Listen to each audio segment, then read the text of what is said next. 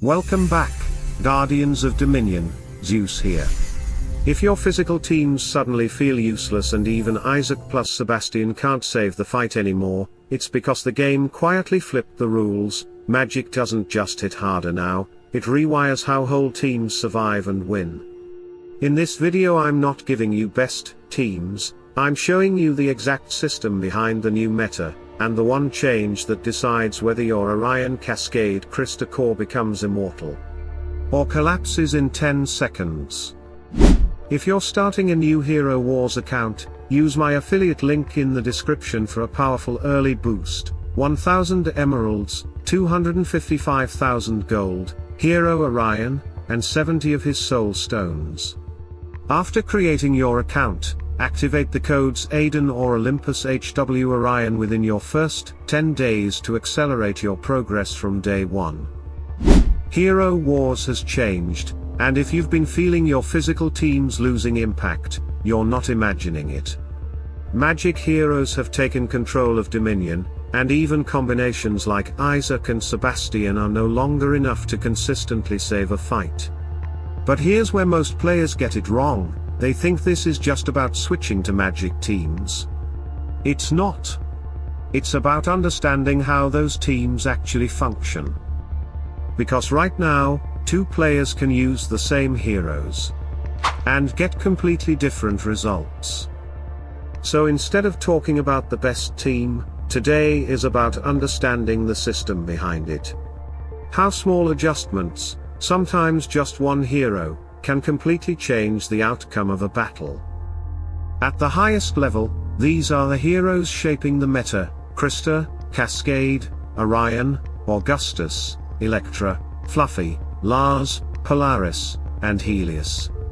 Around them, you still have situational heroes like Morrigan, Thea, and Jorgen, but to keep things clear, everything today revolves around these 9. Now let's build this step by step. At the center of everything are 3 heroes: Orion, Cascade, and Christa. This is your foundation, but this is also where most players make their first mistake. They use these heroes without understanding what actually makes them work together. Let's start with Orion. On paper, he's a damage dealer with a magic penetration artifact. But that's not what makes him special. The real value of Orion is how often he activates that artifact. Your entire team constantly benefits from magic penetration, which means your damage doesn't just spike, it stays high throughout the fight. This is what makes Orion irreplaceable.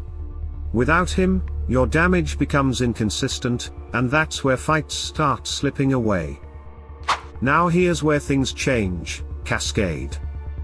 Most players see Cascade as just another damage boost. That's a mistake. Cascade transforms your entire team. Basic attacks are no longer just filler, they become magic damage, and not small amounts either. This means your team is applying pressure constantly, not just during ultimates. And this creates a problem for your opponent, because there is no recovery window. But damage alone is not what wins these fights. And this is where Christa comes in. At first glance, she looks like a damage dealer that can hold the front line. That's already strong. But after her rework, she adds something that changes everything: sustain. Through Watermark, 50% of magic damage is converted into healing. Now here's the part most players don't fully realize. That healing is not just hers, it applies to the entire team as long as Watermark is active. And it doesn't come from one source. Cascade and Lars can also apply watermarks, meaning your healing becomes consistent across the fight. So what does this actually mean? Your damage becomes your sustain. And this is where the real difference happens. Some players feel unstoppable with this setup, while others lose with the exact same heroes. The reason is simple: if this loop is working, your team scales during the fight. If it's not, your team collapses early. Because once Orion's penetration, Cascade's constant output, and Christa's healing connect, it creates a loop that most teams cannot break. And if that loop is interrupted, you lose. Now this is where Lars becomes important. You don't just add Lars randomly. You bring him in when your team starts losing control of the fight, when incoming damage is too high, or your sustain isn't enough. With Lars, you now have 3 sources applying watermark: Lars, Christa, and Cascade. That means more healing, more consistency, and stronger synergy. But here's the key: Lars is not just about healing. He also helps control positioning, which keeps your damage focused and effective. Without that control, even strong damage can be wasted. Now let's shift to another common problem. What happens when your team suddenly gets deleted by critical hits? This is where Helios comes in. If you're facing heroes like Lara Croft, Kira, or Yasmin, especially with Sebastian, ignoring Helios is a mistake. He doesn't just counter them. He punishes them. In most cases, he removes those threats almost instantly, turning a dangerous fight into a controlled one. And at the same time, he adds armor and defensive stability to your entire team. Now we move into one of the most important decisions in this setup: Augustus. At first, it looks simple. You add Augustus, and your team starts converting magic damage into pure damage. That sounds like a direct upgrade, especially with Cascade, where even basic attacks get converted. But here's where most players lose the fight without realizing it. Christa's healing depends on magic damage. So the moment you convert that damage into pure damage, you remove your sustain. This is the trade-off. You gain raw damage, but you lose survivability. So when do you actually use Augustus? Primarily against Isaac teams. Isaac benefits from magic damage, so converting your damage into pure removes his advantage completely. And if you support Augustus correctly, with Biscuit to weaken Sebastian and Fluffy to disrupt him, you create a situation where your damage goes through cleanly, without being countered. Now since we mentioned Fluffy, let's talk about him. There's a reason why I said Fluffy is stronger in defense than offense, and not everyone agrees with that. Fluffy brings unpredictability. He cancels ultimates, resurrects teammates, and changes the flow of the fight in ways you cannot fully control. And that's exactly the point.